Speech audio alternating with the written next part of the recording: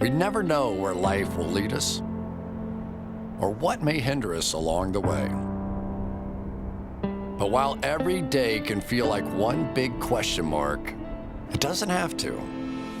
With the right insights, strategies, and solutions from Western and Southern Financial Group, together we can look ahead to leave the unknown behind.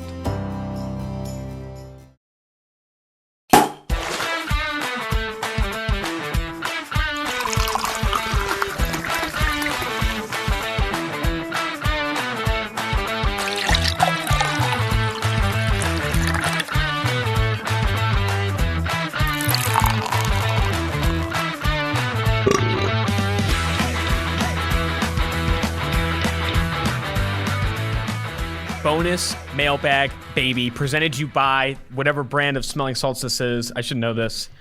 Ampules? Immortal? I don't know. Yours came in like a actual, sport looking cap bottle. Yeah. I don't fuck Mine around. came in like a medical box. Really? Yeah, I got like the multi-pack. There was like 500 of them. So if anyone listening I needed to even like wake up in the morning nowadays. If anyone listening works for a smelling salt company, we are more than happy to freely sponsor you. We will do it. I will do it. There's one that's called like Rhino Salts. Fuck, I'm ready. I'm ready for Rhino Salts. Either way, ripped assault, ready to do the bonus mailbag. Let's start. Eyush's, EYUSHS, is asking, does it feel like Rondale Moore is being undervalued? I'll answer now. Yes. Obviously, his height is less than ideal, but the elite athleticism and super elite breakout age seem to be easy things to bet on, especially over guys like Elijah Moore, Tony, and even Bateman. Also, piggybacking off of that, how important do you perceive breakout age to be? Age in general seems to be an underrated trait still. Yeah, the Rondale Moore, I do think he's being undervalued. I do think there are legitimate concerns, though. Absolutely. Whether it's his production profile, yeah, he had ridiculous breakout age. He caught 48 screens in 2018. That's the most screens I think we've seen in a single season in college. As a true freshman. So they obviously, like, his role was such that they just wanted to get him the ball because he's that dynamic. And he didn't actually run. That's not going to be a role in the NFL. No team is going to throw you 48 screens. That's not a good way to run your offense. So he's going to have to win in other different ways that just wasn't utilized in that Purdue offense. So sadly, like, when there's a projection and when you haven't seen a guy do something, you just have to be a little bit more conservative about a guy like that. So there are legit concerns. And I do think the breakout age stuff is case by case. You have to go into why he didn't break out at a younger age. With a guy like Jalen Darden playing, I think it was middle of nowhere Texas high school football, coming up to North Texas at 150 some pounds. That guy's not going to be great until he puts on 25 more pounds over the course of his college career. Like that, I think, is a legitimate, he turned into a freak athlete when he showed up as just a guy. They also had a massive, when I talked to him, he said they had a massive change in offense after his first year, where he had to learn a lot of new things.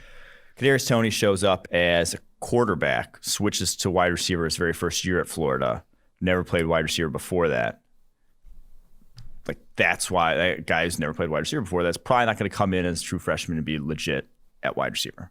So there's also the injury concerns with Rondale Moore. 2 grade 1 hamstring injuries over the past few years, and that has been limiting him, keeping him from the football field. And I also think what you bring up with breakout age, the overall thematic, I think the high-level theme here is that no stat, breakout age, I would say even PFF grade, is all-encompassing. There's so much context to it. There's so much context. Why did Mac Jones grade so well at Alabama? A lot of open throws, these different things. Why did Rondale Moore have such a high breakout age? They threw him 48 fucking screens.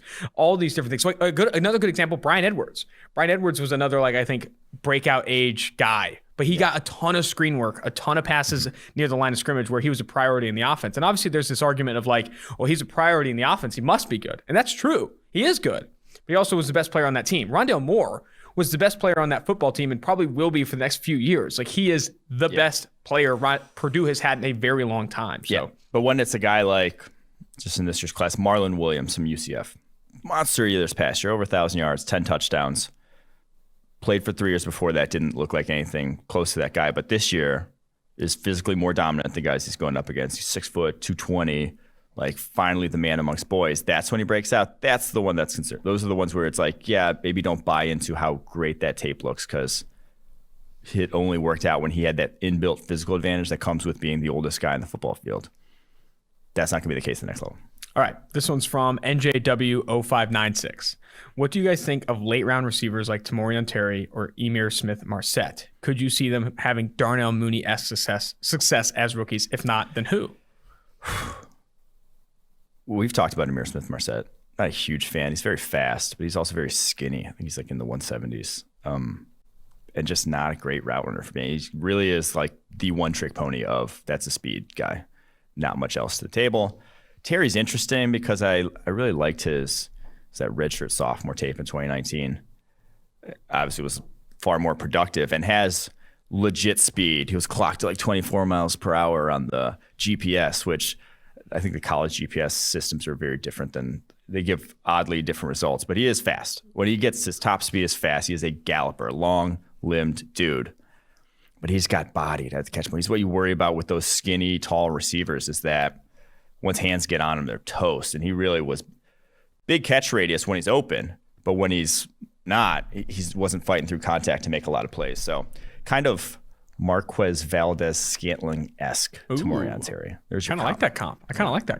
All right, this is from True Scoundrel. What would an ideal scenario for the Tennessee Titans in free agency be, Tennessee Titans in free agency and the draft? Ideal scenario for the Titans. Go. Yeah, I think we touched on the free agent one a little bit. Draft, Kwity Paye. I would love that in the first round. Again, you need edge. You need someone across from Harold Landry. It's been an issue for a few years. Even Jadeveon Clowney didn't quite fix that. Like Kwity Paye, with how deep this edge class is, that's the type of guy you want across from him. And that a power player across from Landry, the top of the pocket bender, like we talked about in the last pod. And then round two, I would love a guy who could be a deep threat across from A.J. Brown. Again, take advantage of the deep class. Wide receiver, I think Diami Brown is the dream scenario there, North Carolina. He's the one who could be on the board, that outside X deep threat. He's one of the few that can get it done there. That was who I would like. That's your ideal scenario there. Alrighty, we are now through February 10th. The February 10th questions on Apple Podcasts. We are through February 10th. I know it's March 4th. I get that. We are grinding, though. We will get there. All right, this is from King Dubs, a.k.a. Mr. White. My question is, what are the top teams using in analytics in both college football and the pros? Couldn't tell you college. No clue about college. I don't interact with any of the colleges. Sorry. Pros, though, Ravens, the Browns, the Bills. Those are probably the clear-cut top three. Eagles, to a degree, you could throw in the mix, but those ones fairly obviously use it. I will say UCLA is big analytics. Oh, yeah. We work closely with UCLA. Our boy, Chip. Our boy, Chip. Our boy, Chip. All right. This is from Finger Pats fan. Fringe. Pats Fringe, fan. sorry. Fringe Pats fan. What's going on in your I don't head know. over there? I don't know. The smelling salts. I got a headache a little bit. Do you think the Patriots have interest in running an offense similar to last year's with a guy like Justin Fields, or prefer to revert back to older concepts with a Mac Jones or Kyle Trask? I think one of the beauties of Belichick is he's very flexible with his talent, where it puts them in a position to succeed. So if he did have a Justin Fields or did have a Cam Newton last year, he's not just going to say, run my offense. There's concepts they like that they'll continue to run, but he's not going to try to fit a square peg in a round hole. And I think he also knows, having been, very close friends with Nick Saban and seeing where the college game is going and who has broken Nick Saban's defenses over the years, oftentimes the mobile quarterbacks that give you that advantage that defenses can't really account for still. So I think he would love to have a mobile quarterback. I think he would love to continue running what he did last year. But again, still recognize his talent, still going to put him in the best position to succeed. If he falls in love with Mac Jones, or if that's the guy they had their eye on, they'd be perfectly happy with that as well. Chris Collinsworth actually compared Justin Fields to Cam Newton on the Chris Collinsworth podcast featuring Richard Sherman. It's the comp in the draft guide. Oh, so he's just cheating. That's a common one. So he's taking it from you. The big boss. He's trying to hustle draft guides. There's nothing wrong with that. You love to see that. Brady Quinn was telling me that Justin Dude, they had Allen Robinson on the podcast. He was talking about how he's been watching BYU tape for Zach Wilson. He watched Trevor Lawrence's fucking pro day. This guy's out here grinding the tape, looking for his next QB. He said he'd also love a reunion in Jacksonville. Oh, Hey, that actually. I'm telling you, I've been saying that for a while. Like Allen Robinson to Jacksonville. I think I had a quote graphic come out on social. It's like, I'd be legit disappointed if they didn't at least try and make a run. They got the cap space. They're going to have a good quarterback. Then you get the I'm coming home video montage. Oh, the billboards in Jacksonville. I'm getting excited. Harrison Duncan. If Wilson and Fields are picked number 2 and 3, would it be wise for the Falcons to take Trey Lance, or is the better decision to trade down and build around Matt Ryan? I've come around. I've seen the light. Love it. Quarterback for the Falcons, Trey Lance.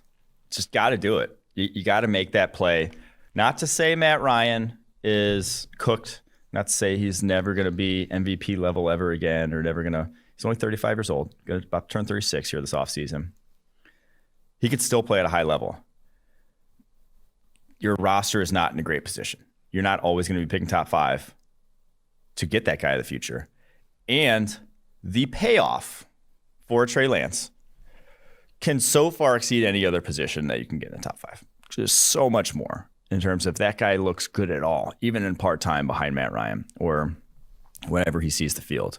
Going to get 2 first-round picks in return. You're going to get a lot in return for that guy if you want to continue to stick with Matt Ryan, because I think that's how good Trey Lance is as well. So this is the Kansas City Chiefs situation with Alex Smith a few years ago without the trade-up.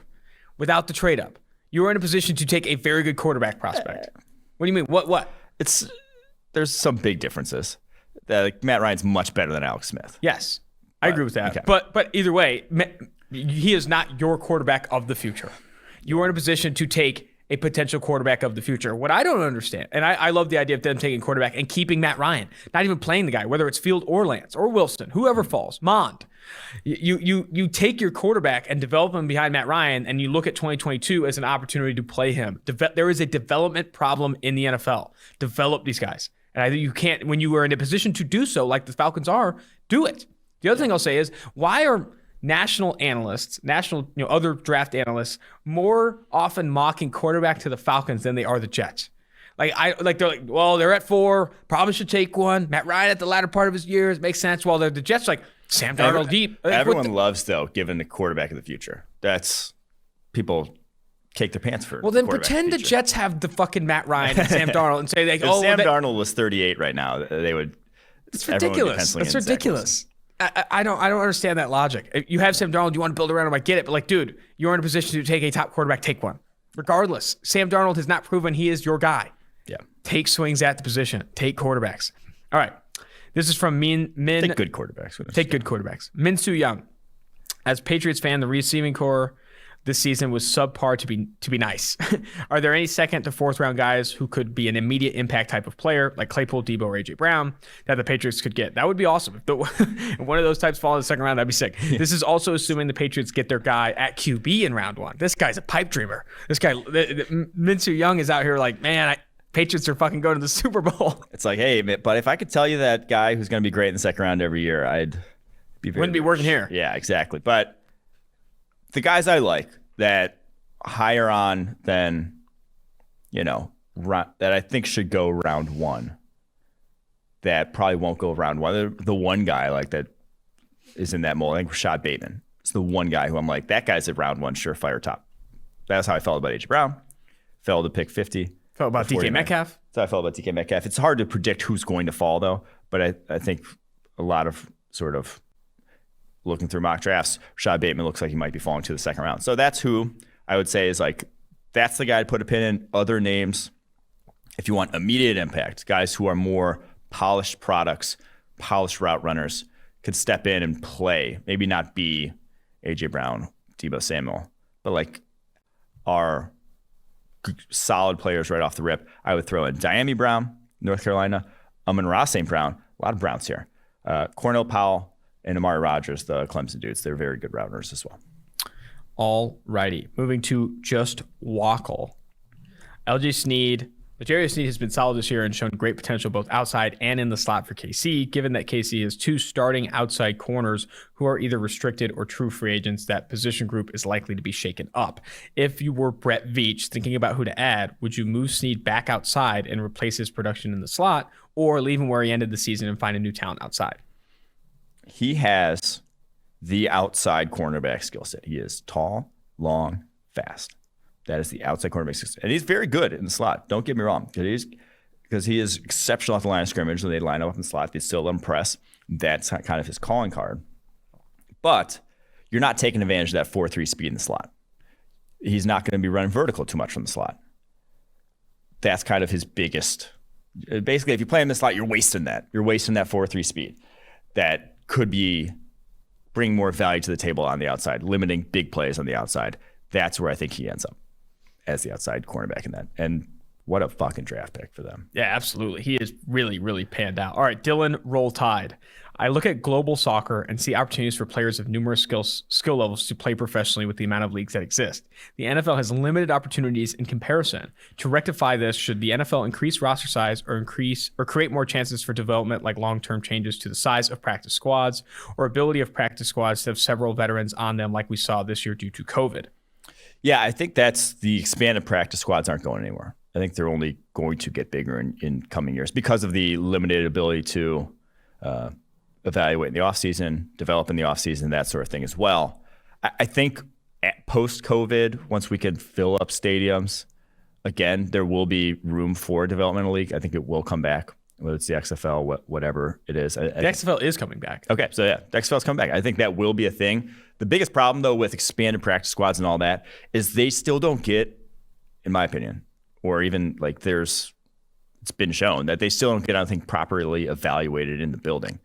You don't just, like, those guys aren't getting necessarily opportunities for advancement. We've seen again and again that, like, draft position, if a guy comes in and is not necessarily that highly touted, they get passed over by the guys who are the highly touted. Like, they're not getting the opportunities to ascend in the building because there's only, like, you got to practice with your starters. You got to have those guys getting the most reps. The other guys aren't getting as many reps.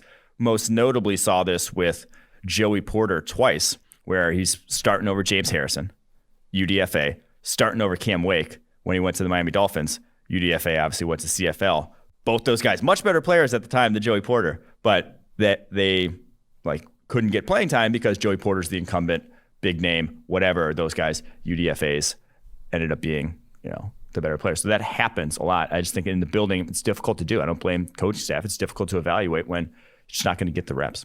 I also think, and because he brought up soccer, and I think other sports too, there are developmental leagues that you can get players at a much younger age. Like, there are soccer teams that, like, draft players into their developmental league at like 13. Yeah. Same with basketball. You think about Ricky Rubio.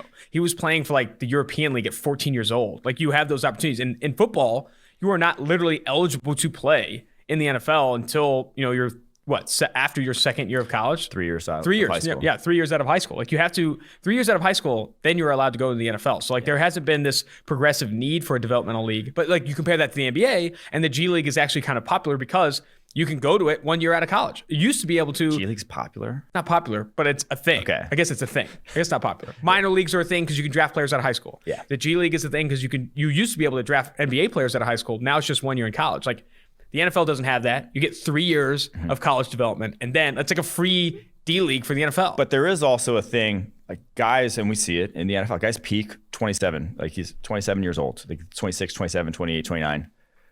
Guys aren't getting that opportunity if you're UDFA. You got, like, a training camp to prove yourself, and then, you can't develop anymore. Some that you're like SOL. You're never going to see a field again. And there's no other way for you to simulate real competition outside of, playing on an NFL practice squad. You can go to Exos all you want. You're not simulating, you're not honing skills. You're honing physical ability at a place like that. You're not honing, like, how actually you perform at the game of football. You got to play football against top competition to do that. RC_, with Orlando Brown Jr. requesting a trade and the recent news about Russell Wilson needing better protection, do you think there's any chance Brown ends up in Seattle to replace Dwayne Brown, who just played an amazing season, but is certainly getting older? A lot of Browns. Could they play for right tackle the first year and could play right tackle the first year and then left tackle in 2022? He said he wants to play left tackle. Yeah. I think that goes against his request, and so I don't think it's possible because that, and also Dwayne Brown, 35 years old, yes, but he really was still good last year. Like, he graded it out pretty well. He could see himself having an Andrew Whitworth-esque final act to his career where he plays 3 or 4 more years, almost 40 years old. Whitworth's 39 right now. I think he's going to be playing at 40 years old next year. And if a career left tackle switches to right tackle when he's 36, that was like Donald Penn having to switch sides. It's not going to go probably well. You've trained, your whole life for this one side or whatever, however many years you've been playing that one side, to then switch, all of a sudden you're shit out of luck in your next contract when everyone's like, you play like ass at right tackle, you're cooked. So I don't think Dwayne Brown would take that too lightly if that was the case. So I don't think that's a feasible destination, sadly. From Dookie Lukey. Unless they like give him the left tackle contract right away, that would be the only way, if they agreed on the trade and then gave him the contract that he wanted right off the rip. When I read the next person's name and then you add like a follow-up serious comment on the thing, the name is fucking Dookie Lukey. I'm like, from Dookie Lukey, and you're like, well, actually, it's like, that is interesting juxtaposition. Yeah. From Dookie Lukey. This is, we've answered this probably 1,000 times. I'm going to take this one. Stay off it. Should the Patriots draft a quarterback, trade for a proven quarterback like Deshaun Watson, or maybe sign Dak Prescott in free agency? And should they do the same for all the other needs at like receiver and offensive line as well? This last question is a bit off topic, but how do you get hired at such a wonderful company like PFF, where you get to actually talk and do something you care about every day? I'll answer the first one.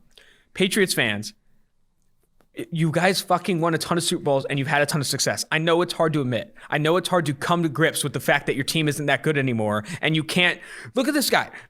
Trade for a proven quarterback like Watson, maybe sign Dak Prescott, and maybe they do all of that with the same positions, just get better at every one. What do you guys think?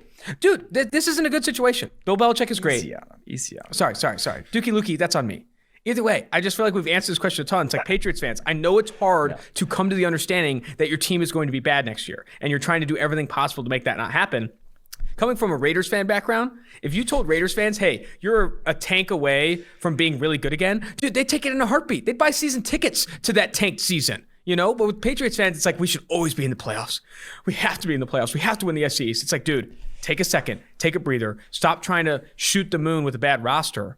Tank, get yourself into a good position to get a quarterback next year, because any of the options right now aren't taking you deep in the postseason. Yeah. If your goal is to win a wild card game and lose to a better football team in the divisional round, go get yourself a Marcus Mariota, Jameis Winston, or whatever, or trade up and get Mac Jones or something. If your goal is to actually be a Super Bowl contending team in the next 2 to 3 years, you got to sit this season out.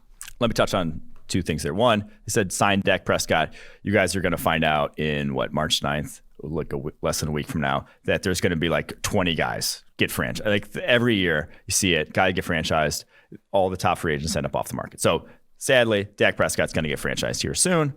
Can't just sign him. They'd have to trade for him. I don't think that's an avenue I would like to pursue if I am the New England Patriots. This offseason, I said, I think free agency, sit out to a degree. Don't be players. You don't have to be players. That cap space rolls over. You can use it next year. That's the year I'd probably start using my cap space to see where I'm at after the season, because you have too much old talent, too little young talent, too few guys contributing on rookie deals to even think about a Super Bowl. Sadly, just haven't drafted well. I took out too much aggression on Dookie Lukey, and I apologize. But I'm frustrated at the consistency we see with Patriots fans asking, how do we get good in 2021? You don't. Your team is not going to be objectively a Super Bowl contender in 2021. I'm sorry. Hey, he's just trying to figure out, like we all are. As for how to get hired at PFF, we are currently hiring a data collector or part-time data collectors right now. Go apply. Definitely worth it. It's how you started at PFF. It's how I started at PFF. It's how George Chahuri started at PFF. Eric Eager started at PFF. Have you told the story about how you actually got at PFF? Yeah. Well, I was doing a ton of unpaid internships and sleeping in my car. And one of those paid internships was getting paid X dollars a game to grade. Yeah. How did you initially come across though? PFF? It was a tweet. PFF was tweeting, we're hiring for data collection, and I was in that mode of I'm going to get every job I possibly can to stay afloat. And I applied to a part-time data collection position. They do 3 trials. You get 3 trials of charting games. If you get above 99% accuracy, you get the gig. Yeah. I got the gig. I was charting player participation, advanced player participation, and special teams player participation. Yeah. And the deadlines on the West Coast, buddy, 4 a.m. to get done with 4 a.m. Monday. Yeah, they were brutal. They were brutal. So anyway, but it's a great way to get in. I got in through that, and then full-time opportunities opened up. Steve started like that. Everyone started like that. Yeah, I was going to say, what do you think the percentage of people that work at PFF full time are that like actually did data collection? Because I feel like it's very high. I'm one of the few. I'm like off the top of my head, the only one I know that didn't do data collection. Yeah, Tresh did it. Anthony Tresh did it. Ben Lindsay did it. Probably 75%, 70. I was going to say 75 to 85. A very high percentage of the people working full time at PFF at one point was waking up at 3 a.m. to finish fucking data collection games. You want to hear a good story that I actually haven't told? I don't know if I've told anyone at PFF. Kind of kept this under wraps. But anyway, okay, before you tell the story, go to pff.com/jobs and apply for that position. It's a very good opportunity. That's how you start at PFF. They're very big on hiring from within. Obviously, other ways to do it is get really good at things that PFF does, working in Tableau, working in Excel, coding languages, Photoshop, all those things. Yeah. And so what was I going to say? All right. So your story. The story. So starting at PFF, I didn't want to do accounting. It was my second semester junior. I think I've told that part of the story about how I then saw that they're hiring, did the same thing, go through the trial. And what I haven't told was that I cheated on the trial by going and looking up elsewhere the actual snap counts for the guys and then checking it and going back through and make sure I got it right. Because it's an accuracy-based trial. And I went and found online elsewhere the actual snap counts for that game to make sure I had them right. Dude, you were telling me at trivia the other night that you never cheated in college. Yeah. And you cheat on that fucking thing? I wanted a job. Mike Renner, we were doing trivia. You said you never cheated in college. I cheated my ass off in college. It's too high stakes. No, it wasn't high stakes. College is a game. I know. It's teaching resourcefulness. Yes. College is an absolute game. Online quizzes are a joke. You're literally asking students to find loopholes on how to get accurate tests. I mean, fuck. I never did like write an essay for me or stuff like that where like I don't know the answers and I'm going to have someone else do it. But like I did everything I could to find the answers to things when given the opportunity. And that would include using 2 computers on a 9-line quiz, that kind of stuff. I mean, I'm not advocating for this, but I did it. And I do think I would put, I don't know. I'm not saying don't do it. Chank. This is from Chank 0096836. I wanted to ask your opinion on this tight end class. As a Ravens fan, I bet you'd love to grab Kyle Pitts, wouldn't you? I'm going to keep reading. I'd love to grab another one, a pair with Mark Andrews. Lamar is the best when throwing to the middle of the field, and Andrews/Hayden Hurst combo was deadly. I've heard all about Kyle Pitts, and rightfully so. But what do you think about, there we go, Pat Freiermuth or Brevin Jordan? Bang. Or should they just wait to take Tommy Tremble because that's just too perfect of a fit? I do like Tommy Tremble to the Ravens. I love the Tommy Tremble fit. I'm so glad he wasn't like, should we trade it for Kyle Pitts or like hope he falls? Yeah. I'd actually like Tommy Tremble there more than Brevin Jordan. Hot take. I think he'd be a better fit there. Nice. With what they would ask their tight ends to do. Because Brevin Jordan doesn't have a great, I don't think he has a good catch radius. Like he would be, his best usage is almost gadgety usage with like crossers, screens, flat routes, that sort of thing, where you're just getting the ball in his hands. And they got guys to do that. They have that. They don't have an awesome dynamic blocker like Tommy Tremble who can block in space like a monster. That would go a long way in that offense. Who's that big ass tight end? Who's that big ass Nick Boyle, right? Yeah. Don't they love? No, it's not Boyle. Who is it? The guy who's like 290. Yeah, it's like 300. Yeah. Oh, I thought it was Nick Boyle. It's not Nick Boyle? Patrick Ricard. Patrick Ricard. That's right. Nick Boyle's also big as fuck though. They got that's a different skill set than Patrick Ricard for sure. Tommy Tremble, what he brings to the table, and he's also would be a fast fullback, like can add some speed to that offense as well. So that would be who I'd love if you're not in the Kyle Pitts market. Freiermuth, I think, is a better fit than Jordan, and that you can do inline stuff, and he has a big catch radius over the middle of the field, can actually have guys bounce off him post catch and actually add something in the intermediate sort of game. So that's kind of how I see those two fits. Nick Boyle is 6'4", 270. Okay. They do like the big boys to complement Mark Andrews for sure. This is from fuck a stupid ass nickname like that.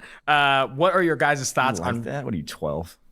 You were laughing at freaking Dangler Langler or whatever. What are you talking about? Am I 12? I didn't even laugh at that. That looks like a 12-year-old's handle. You're a 12-year-old handle on Xbox Live. That was probably. Don't want to bring up your video game addiction again, okay? Don't want you jonesing over there. What are your guys' thoughts on the Raiders' current draft strategy? I also saw Twitter blowing up about this recently. The draft strategy, to sum up my thoughts, awful. It hasn't been good.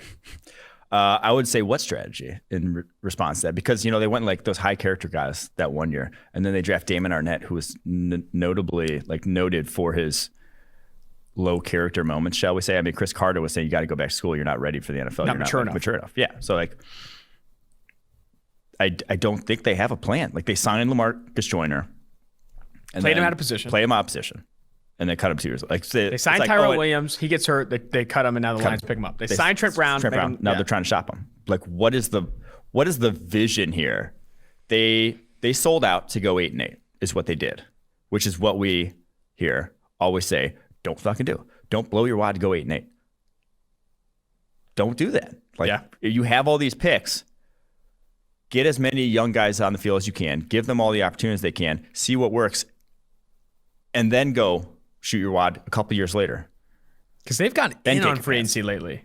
They've gotten really in. Marcus Joyner, Trent Brown, Nick Witkowski, Malik Collins, Corey Littleton. They were a kid in a candy shop to go 8-8. It's rough. Hard to see. All right. This is from A. Lancer. It looks like the Lions are moving to a split safety defense and will likely have more of an attacking front seven than ever before. Can you talk which prospects are the best fits for that defense throughout the draft? Can I just say this? Bringing up the Lions here. Because attacking front seven. I am already over the kneecap jokes. Same. I can already see it's week 14. Lions lose. That late? Someone saying probably should have bit more kneecaps. A tweet. If they're still doing kneecap jokes in week 14, it's going to happen. Oh my God. Jokes don't die. People have no sort of. You know who's going to tweet that? Eric Eager. Eric Eager loves a good, play a joke long. Oh. He plays jokes long. And I do too sometimes. Eric. I definitely do that a lot. But Eric will tweet it. Eric will tweet let's put a bet. If Eric listens to the pod, when the Lions get eliminated from the playoffs officially, if they do, whatever, or say they lose in the playoffs, Eric makes a kneecap joke. I'll put fucking $100 on it right now. I don't even want to take that bet. Yeah, fair. Because it's gonna happen. Fair. No, yeah, but I got $100 on it. Yeah, I made one. I've made one, and now the time is done. I will not make another one. Yeah, I made one as well. Yeah. All right. Some fits though for the Lions defense. If split field safety is the type of defense you will be running, I think some of my favorite split field safeties in the draft class are Darius Washington, TCU, Richie Grant, UCF, Javon Holland, Oregon, your boy. Those are my favorite sort of skill sets for split field safeties. That would make sense to them, obviously, second round or later. Would not go after guys like Andre Sisco. I would not probably go after a guy like Paris Ford in a split field safety defense. Jamin Sherwood. Those three that I mentioned, I think are good fits. I don't know. We'll see exactly what, like I said in the last pod, start throwing some capital at that position. If you want to, take down the juggernaut that is Kirk Cousins in the NFC North. Moving now to Jenny Toolwarts. I'm trying to see if that's a play on words. No, I think that's just her name. Okay. You guys promised to answer any question from a 5-star Apple review, so here's mine. We will, man. I promise.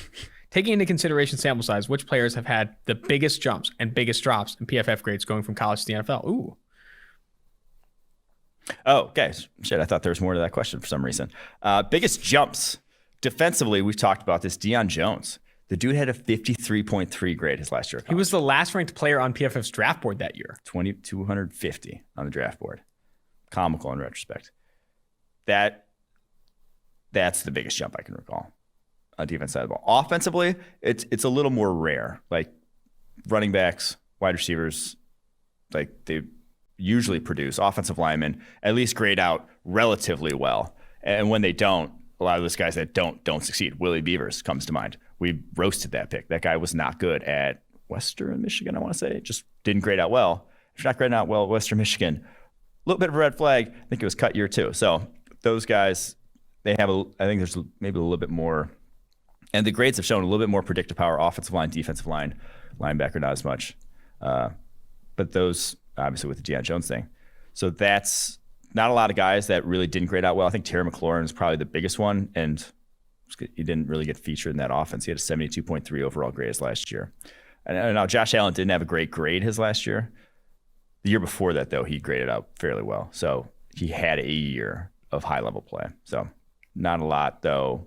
Biggest drops. Mason Rudolph. He graded out extremely well. But, man, what he was doing in that Oklahoma State offense was not what you do in the NFL. He was throwing just fucking go balls. And he could throw a nice, pretty go ball to James Washington, who had 5 yards separation. couldn't do much else. In back-to-back seasons over 90. Josh Jackson, the one that really still, to this day, the Packers cornerback, formerly Iowa, 1 year at Iowa, he had a 94.3 coverage grade his last year. I think that's still the highest we've ever seen from a cornerback. Was a monster. Had the one-handed pick, ridiculous ball skills. Honestly, he's not even been that bad when he sees the field in the NFL. Had some penalty issues this past year. I'm still salty about this one because obviously as a Packers fan, loved him coming out. Not like, I think we had him, this is before I did full-time draft stuff. I think we had him like 10th on our board. It's not that high on him. But I thought, man, in a zone scheme, which is why I still think this might be his year.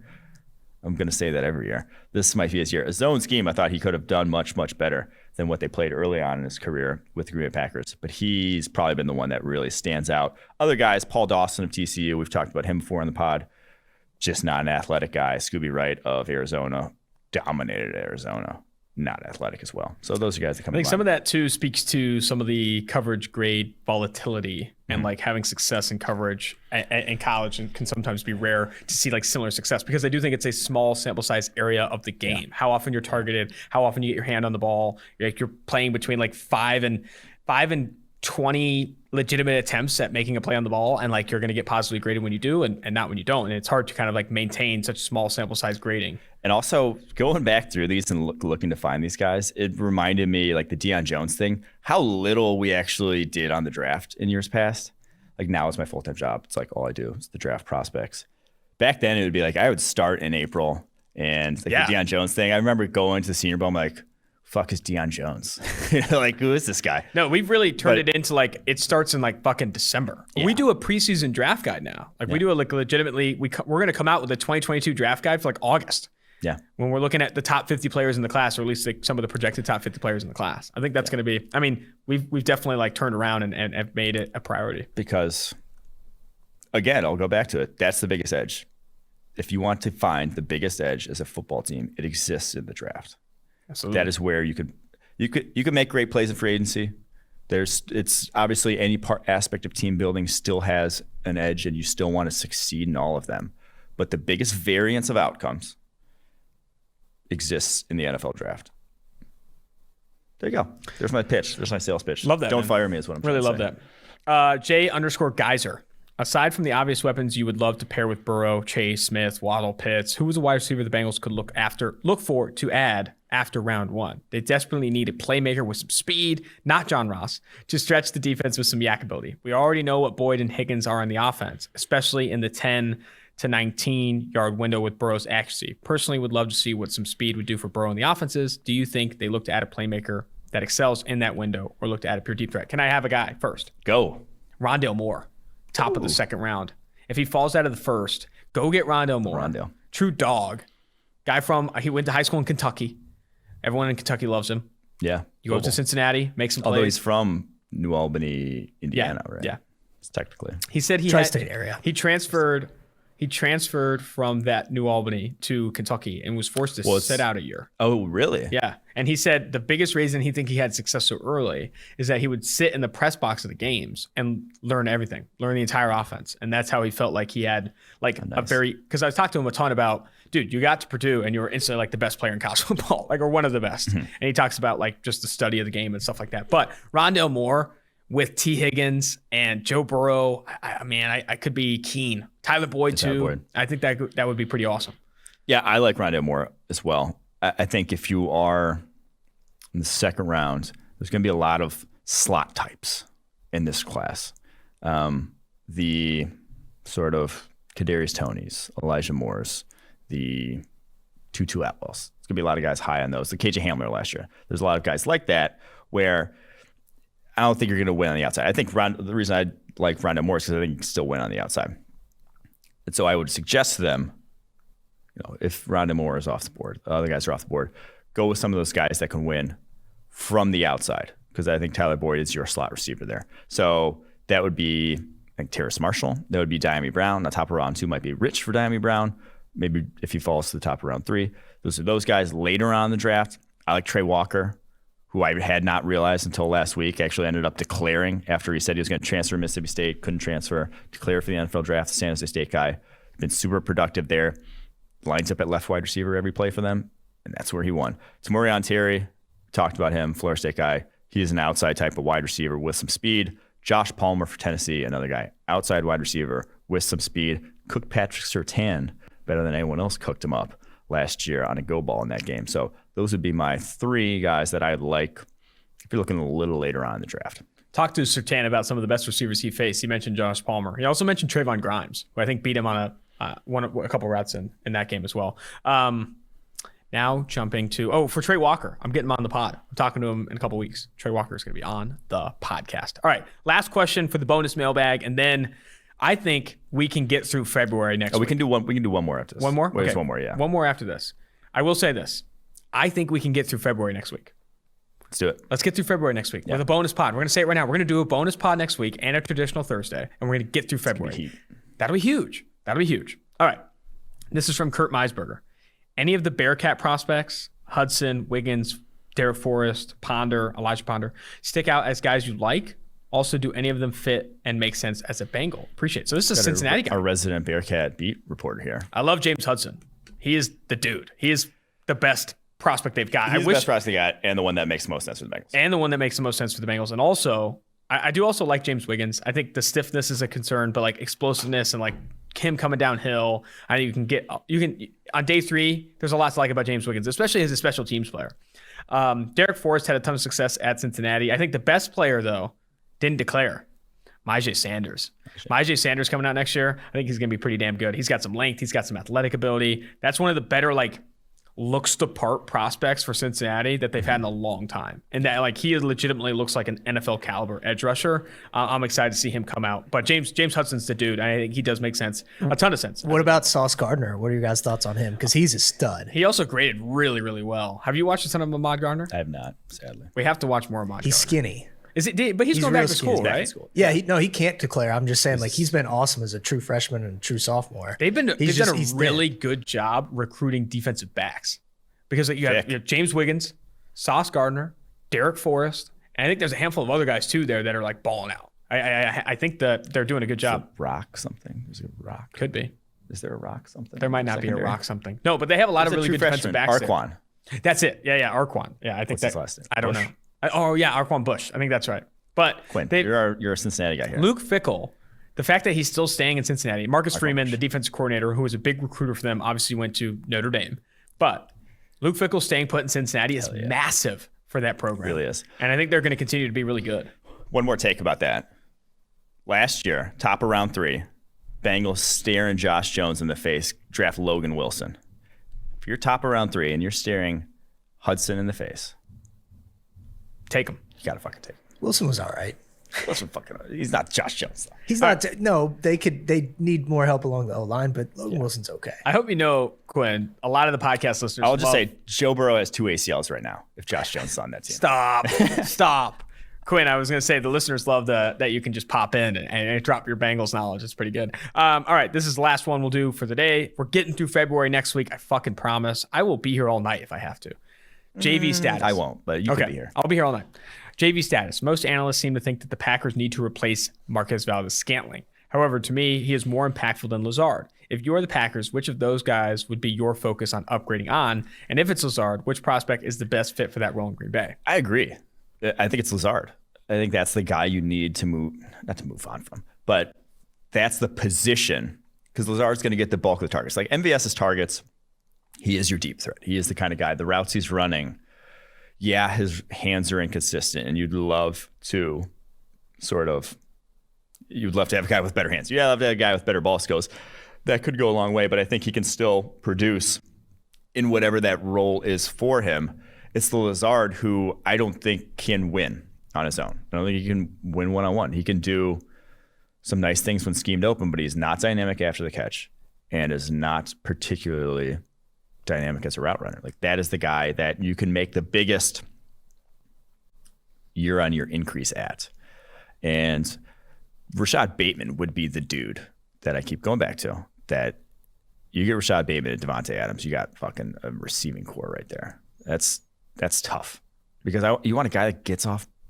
Again, go back and watch. If you're Pac-Shank, go back and watch the stupid NFC Championship game again. I know it hurts. don't want to. He's just getting taken off his route too much because he can't get off the line of scrimmage against press. Lazard couldn't get off the line of scrimmage. And when you get taken off your route, throws off timing of other routes. It's just not good for your offense. Obviously, it resulted in a pick, a failed third down when he was targeted. I'm still salty. I'm still fucking salty. There you have it from our resident Packers fan. And that's going to do it for the bonus mailbag episode. Remember, if you want your questions answered in the mailbag, and I know I'm encouraging this when we're behind, but please do. Go to Apple Podcasts, leave a 5-star review, and drop your question in there. We're going to be doing... Maybe just don't ask a question that's super time sensitive. Yes, exactly. You know, if we get to it after free agency, I'm sorry. I like when people go like the high level, like, all named. What was the one that was like... Tahir Whitehead for every Tahir Whitehead for every position. Questions like that. Those ones will get me going. I also think some revisionist stuff too, where you're like, what do you think, what's been the strategy for the Raiders the past few years? Some of that stuff is helpful and evergreen. That keeps us on pace. But we're going to try and get through every single question and be on time or up to date by free agency, because a lot is going to change by then. But please do rate, review, subscribe to the podcast. It helps us out a ton. We've seen a ton of support of late. The podcast is top 20. Love you guys. Among American football podcasts in the United States. And we're going for the crown. We're coming after Pardon My Take. I'm coming after Warren Sharp with the mustache. He has it's a right podcast? Here. I don't know if he has a fucking podcast. I don't give a fuck. I'm coming for you. Come for the crown. Anyway, that's with just the mustache. Pardon My Take. We're going. When's the last time you shaved that? It's been a while. Holy shit. It's becoming a part of the personality, Mike. You hate it. You hate it. Just tell me you hate it. It's not going to help your dating life, is all I'll say. That's fair enough. All right. Until next time, Austin Gale, producer Mike Quinn, producer Dave, Mike Renner, 2-for-1 Drafts.